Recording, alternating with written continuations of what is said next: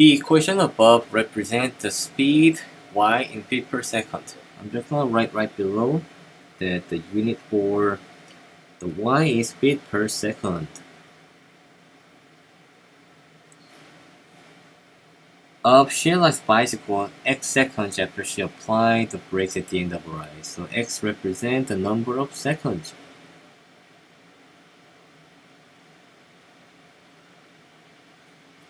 If the equation is graphed in the xy plane, which of the following is the best interpretation of the x-coordinate of the line x-intercept? So I'm going to highlight our goal. Interpretation of the x-coordinate of the line's x-intercept. So x-intercept means that in the function y equals 0. Okay, so this is another way of saying y equals 0, but we need to interpret this. Okay, so if you follow my unit design, I also should get feet per second here.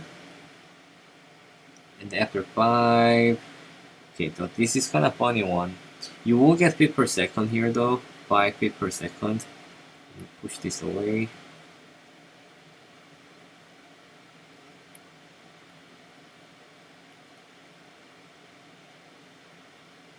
Check 5 feet per second.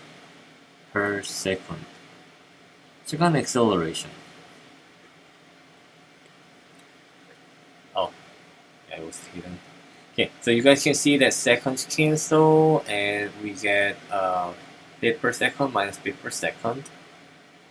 They didn't ask for the slope though, but they ask you for the slope. So every second the speed is decreasing by 5 feet per second here. Okay.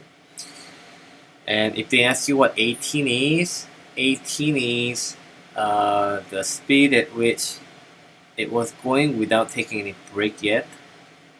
So let's answer the question now. When x-intercept happens, then y is equal to 0. In other words, when the speed becomes 0, okay, when speed becomes 0, how long did it take? Or how long did it take for the bike that was going 18 feet per second to reach 0 feet per second? Okay, so we really need to know this the time it takes to stop.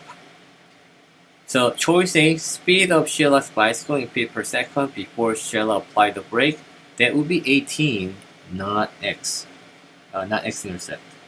So 18 feet per second. So A is not right. B, the number of feet per second, the speed of Sheila's bicycle decrease each second. That would be the slope here. Slope. So B is not correct. That's not x-intercept. C, the number of seconds took from the time Sheila began applying the brakes until the bicycle came to a complete stop. And that's good. We want to know the number of seconds, as I highlighted here, x seconds, to reach 0 speed, and that's equivalent to complete stop. C is a good answer. D, the number of feet Sheila's bicycle traveled from the time she began applying the brakes until the bike came. Okay, so it's tempting here because it does say bicycle came to a complete stop, but see what I did with the unit here. We want to know when the number of seconds it reached 0. Even though this also answered until the bicycle comes to a complete stop, it's not the number of feet Sheila's bicycle traveled. We're not talking about distance here. And if you thought this was the whole thing was feet, you didn't read the direction carefully. It said the y here is not distance, it's actually speed. So it's not the number of feet traveled. That's not correct. Therefore, the correct answer is C.